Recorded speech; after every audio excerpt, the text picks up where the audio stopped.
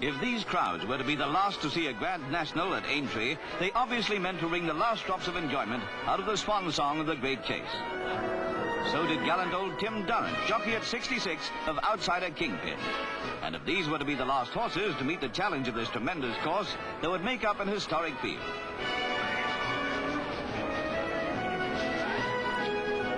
"47 of this generation's greatest riders over the sticks, each nourished the ambition to win the Grand National 1966. Layers and punters alike had their ambition, to finish the afternoon substantially richer than they began it.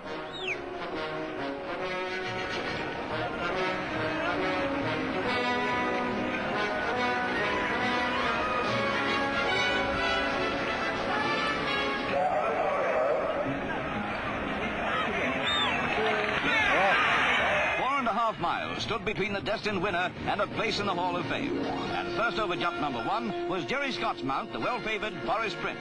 The field came over in great style, bunched close on the Prince's heels to the second jump.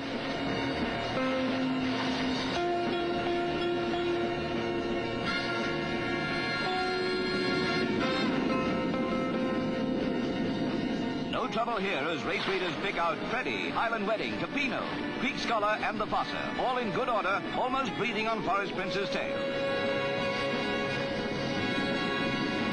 Over the third jump. Forest Prince kept his lead, setting a great pace on this soft going.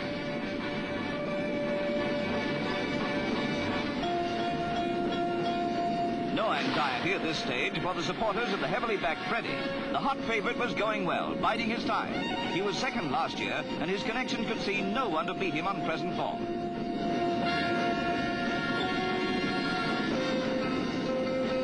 Every rider was poised now to take Beeches, fatal to the hopes of many a great horse in the past. Inconspicuous behind the still leading Forest Prince was the long shot, Anglo, not yet exciting the notice of a crowd still intent on the form of Freddie, Greek Scholar, Capino and others well placed near the canal turn.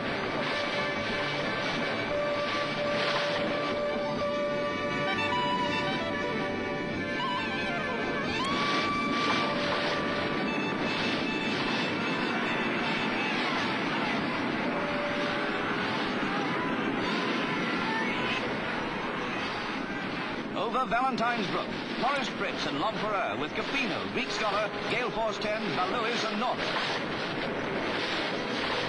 Close to Forest Prince was Greek Scholar, and still going well, L'Empereur, Capino, Freddie and Gale Force 10.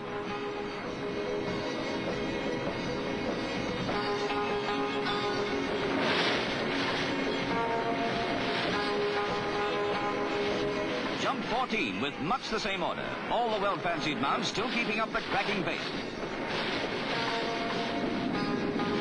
Only one more jump and the first circuit completed. It's the water jump, and no trouble to any of them, though Quinton Bay got his hind feet wet. One circuit of Aintree safely behind them. Forest Prince still led the field, though Greek Scholar and Capino shortened his lead. Great joy to thousands, the favourite Freddie well placed. Backers of Forest Prince, number 6, reckoned he had a great chance now. The speed, the stamina, everything to make a winner if he could stay on his feet.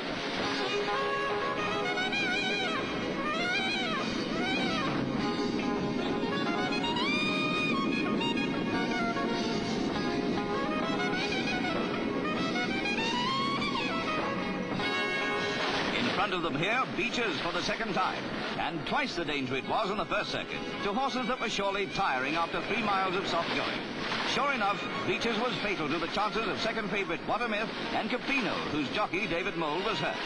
Way behind the leaders, but improving all the time, was Anglo, the long shot whose jumping and staying power began to surprise everybody.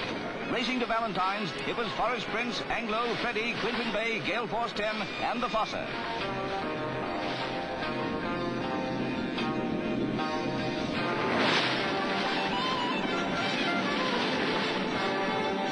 One jump after Valentine's, it was still Forest Prince leading.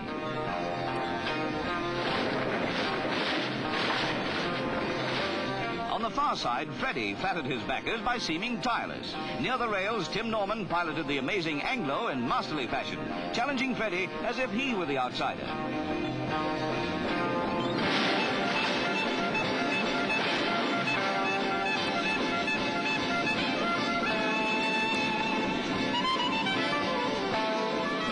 Grand National's final jump. Anglo was over ahead of Forest Prince, then Freddie. Less than 500 yards now, and that astonishing horse, Anglo, seemed to put most of it between himself and the other two. If this was to be the last National at Aintree, he was giving it a grandstand finish.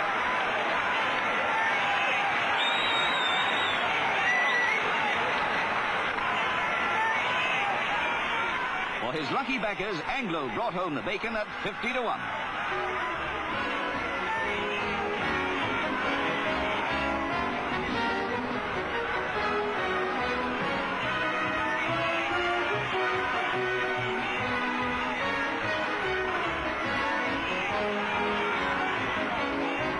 Not many in the crowd cheering horse and rider knew that owner Stuart Levy produces the Carry On films.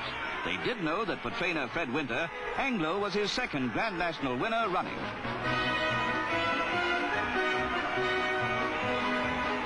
As for the trophy, nobody stole it.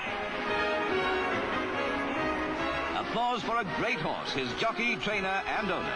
And may we say, carry on Aintree.